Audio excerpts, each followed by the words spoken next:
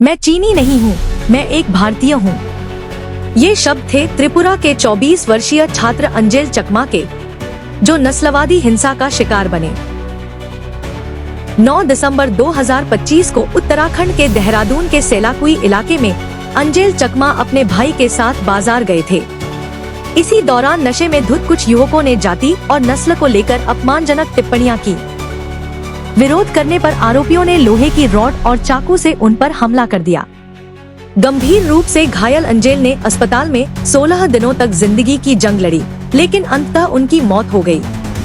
इस घटना से पूरे देश में आक्रोश है। इस हत्या के विरोध में और न्याय की मांग को लेकर असम के मार्घेरिटा स्थित लिडू बस स्टैंड पर सीपीआई से संबद्ध ऑल इंडिया किसान सभा और ऑल इंडिया यूथ फेडरेशन ने श्रद्धांजलि सभा आयोजित की। सभा में मोमबत्तियां जलाकर अंजेल को श्रद्धांजलि दी गई। निखिल भारत किसान सभा के राज्य परिषद के सहकारी सचिव संजीव गांगुली ने कहा कि यह घटना देश की एकता और मानवता पर हमला है और दोषियों को कड़ी सजा मिलनी चाहिए। उन्होंने साथ ही अरण्य मानव जादव पायेंग द्वारा विकसित मोलाई वन क्षेत्र को जलाए जाने की घटना की कड़ी निंदा करते हुए इसे पर्यावरण और भविष्य की पीढ़ियों के खिलाफ अपराध बताया।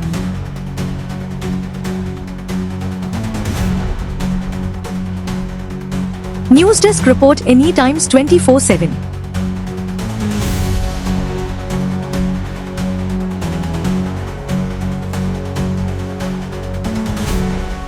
আমি সকলোকে নৱবৰ্ষৰ শুভেচ্ছা জনাইছো।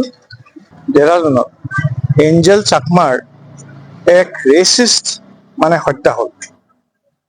এঞ্জেল চাকমাৰ তেখেতৰ ভায়কক চাইনিজ বা চিংকি বা মমো এই ধৰণৰ কথা কৈ প্ৰৰোচনা কৰি তেখেতক হত্যা কৰা হ'ল।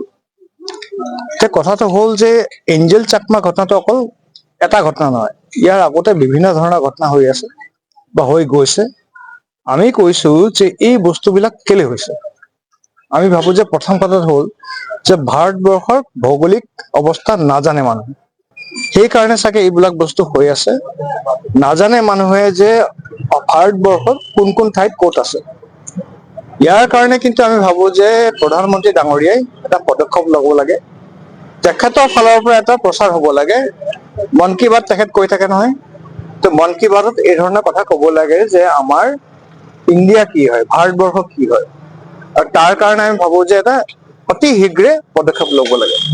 তাৰ লগে লগে আমাৰ যিখিনি পাঠ্যপুথি আছে সেইখিনিতো ভাৰতবৰ্ষ সম্পৰ্কে মানুহক সজাগ কৰিব লাগে।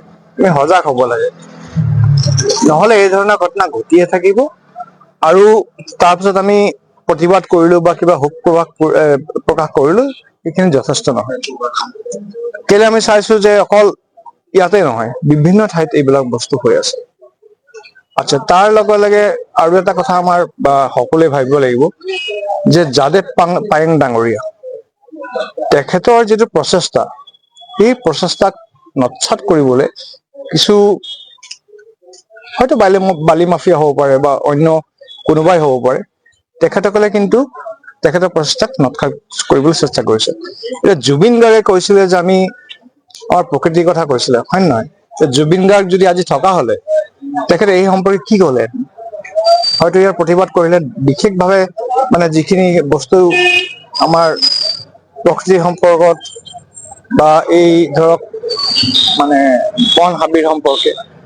গতিকে আমি কৈছো যে সকলো মানুহে যদি ইয়াৰ লগত আমাৰ যাদৱ পায়েঙৰ লগত থিয় হয় আৰু তেখেতৰ যিখিনি প্ৰচেষ্টা সেইখিনি আমি যাতে শলাগ লৈ আগুৱাই লৈ যাব পাৰো। Any Times 24/7. Your news, your voice.